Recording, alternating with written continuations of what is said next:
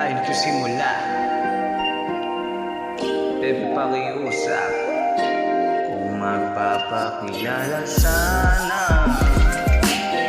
Pwede bang idaan mo na ng asawa? Naligo lang sa dinami-dami ng mga pasikot-sikot sa iyong katawan. Sana lang ay napadaan.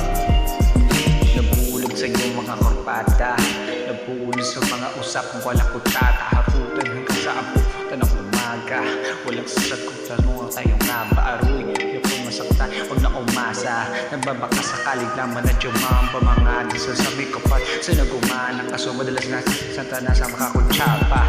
Matagal ko na itong pinapanalangin na ikituloy yung mapaipig sa'kin. Ngunit ako'y para bang pinakawalan, tapos pinaglaruan din. Tahimik isip ay malalim, hirap kong basahin.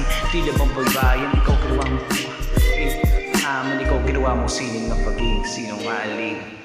Kung magpapakilala sana, pwede bang idaan mo ng asawa?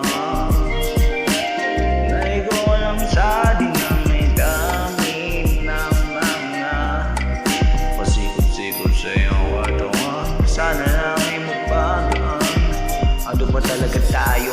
Para ng klaro, kailangan mo lang ba o pagtangan ko ba ako? Naglalaro ka na ba o nang nakuntado? Kasi nakita ko kahapon may kasama kong bago. Ayoko na umalan sa usapang malabo. Para mong gamo-gamo ng darak at napaso.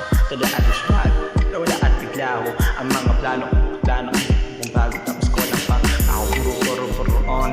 Laging tayo babot kahit walang tuguron. Araw-araw normal kasi para pasahan ang supaan. Wala naman talagang karapat na ibig kong maliwanag. Kung sanang diliman kapaan na para magkasitahan sa hindi na ulit sipan.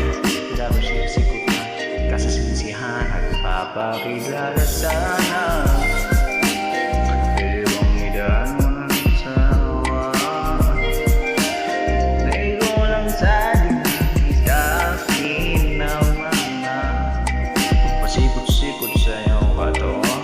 Sana lang ay magpagaan. Oras at konting espasyo lang ang konting kanufan mo sa mundo. Ngunit parang di na naman to at lang palapit na tayo sa kalawakan. Igdalaw magkasing taas at taas ng bulong. Ikasulong tapusin ang buhay nilang bulong ko. Hindi na masaya sa kama sa tulog. Usama-sabay silang tatalo sa pulo. Sabi niya, magtiwala ka lang sa akin, mahal ko. Talon tayo na sabay, pagkabilang ko tatlo. Kaso lang, ang problema pagkatapos niya bumilang, siya itong pumalon. Si babae ay naiwan habang nakatingin sa kanya nakangitila. Ngunit biglang nagulat ang babae na makitang nakitingin sa lalaki habang bumaba siya. Sabay biglang pubuka ng talmuhala para iyaka. Sino sa kastil na dalawa? Sino ang mas tuso? Sino ang mas tanga? Talaga yung lalaki ba na may talakpak at plan o yung babae na wala siyang balakpak?